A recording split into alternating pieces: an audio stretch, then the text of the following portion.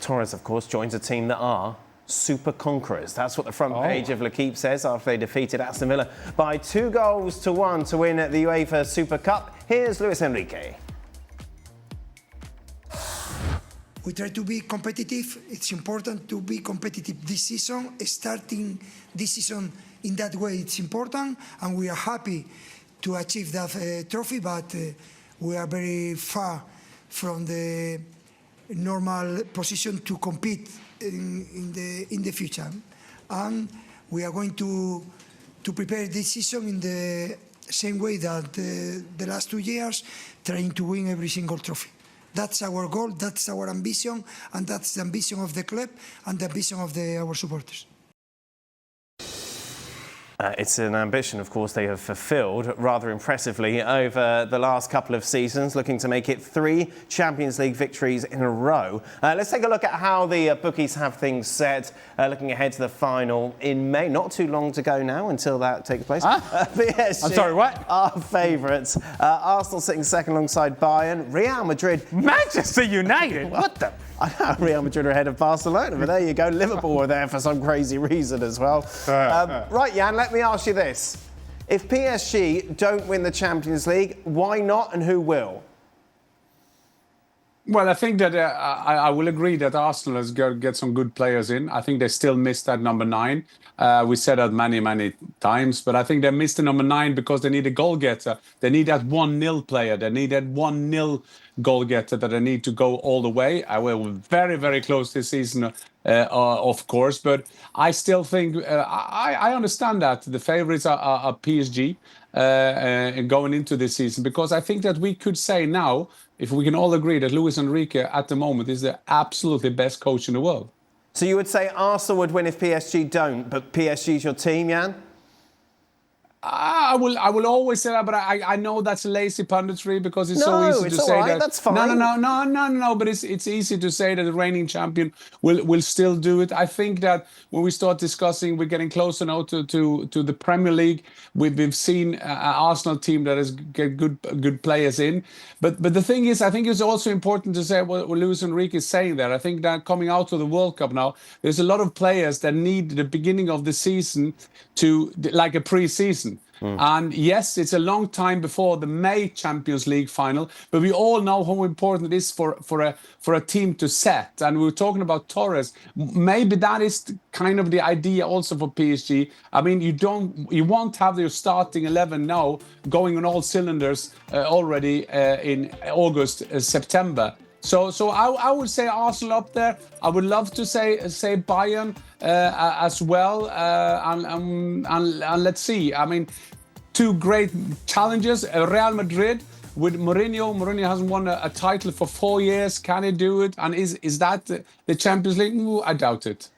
Jan brings up a good point, Frank. Obviously, we're counting down to the start of the season. But we saw last season, PSG's campaign started much later than everybody else's because they could afford to do that. They knew when they needed to turn it on that they had within those resources to do that. Teams like Arsenal can't afford that because they know that every point dropped will be punished by the end of the season as opposed to Ligue 1. So in that case, PSG have a great advantage. Is that fair? That's quite fair. I mean, in a way that even the season before, the first time that they won the Champions League, they didn't do in the group stages. So they allowed themselves to be quite average, I would say, even in the League One, if we watched last season and the season before, and starts around December and be as strong as nobody else in February. That's insane. So it's up to Arsenal to do the same, but in the same time, we all know that Paris Saint-Germain will win the League One. 99, the odds are maybe 90% for them and 10 for the rest, maybe. Arsenal has to fight from the beginning because they have to ensure everything. They are the favorites of the Premier League, so they can't let go. They can't waste points at the beginning of the season because maybe there will be a lack of points at the end of the season. But they have to fight everywhere. So you need depth. You need performances, you need to be spot on at the beginning, so it's going to be harder for Arsenal to win the Champions League. But yes, they have a team for that, but like Bayern, they have a team. But I wouldn't put Real Madrid. Maybe I would give more chance to maybe Barcelona instead of Real Madrid right now. But PSG are the favorites. and should win right now, if we talk about today, their third Champions League in a row. It's interesting, I'm thinking back when we've done this show years ago, we were talking about a Bayern Munich side who were so dominant in the Bundesliga and looked so good, but they couldn't get it across the line because they weren't playing against great teams week in, week out. That argument seems to have completely shifted now with PSG, isn't it? Well, I think what we see from PSG is that they sort of, the whole first half of the season, it feels like they are in warm-up mode. It feels like these guys are doing calisthenics on the side of the field. And they're just stretching and kind of getting loose. I can imagine it's like you playing with Alejandro in the backyard. You give him maybe a 3 or 4 goal lead, and then the Moreno skill really turns up. That was about 2 or 3 years ago. Alejandro since then has grown up, and I can no longer give that sort of advantage. But it does feel like PSG are just warming up the first half of the season. And then once they get going, and I think this is where managers really play a part. And this is when you know your team better than anybody else. And you know what buttons to push. Let's not forget at some point during the season where Dembele was benched by Luis Enrique. And you're pressing those buttons because you know that the best version of your team is at a high level, perhaps higher than everybody else. But in order to get to that level, you can't do that in November and expect that to be sustained all the way till May. Realistically, so you're building your way up, and they can afford, to your point, they can afford to do that because they don't really have the competition in Ligue 1. So they work themselves into Champions League, and once everybody's sort of grinding at the end of the season in the Premier League, for example, PSG is already looking at everybody down in Ligue 1. It's like, okay, we're quite fresh. These guys are not. We're ready to go. We're working ourselves up. These guys are on the way down, and that's when they kill teams, particularly from the Premier League. Yeah. For me, and you saw Luis Enrique do this last couple of seasons, I think last season in particular, where so many of his star players play a handful of games, almost all season long, and in particular in the run-in, as you go deeper in the Champions League in particular, you're able to rest players on the weekend and just focus on the Champions League in a way that nobody else does. To the point where, at one point, we were having a conversation about Ousmane Dembele and whether he was Ballon d'Or worthy and if France won the World Cup. This is a player who played, a dozen games all season long. I mean, I know there were some injuries in there, but Luis Enrique is able to use his squad and pick and choose which games they play. They're going to win Ligue 1, so you can play a dozen games all season long and focus on the Champions League as a result in a way that nobody else can. I do think that. Sorry, Shaka. Go ahead.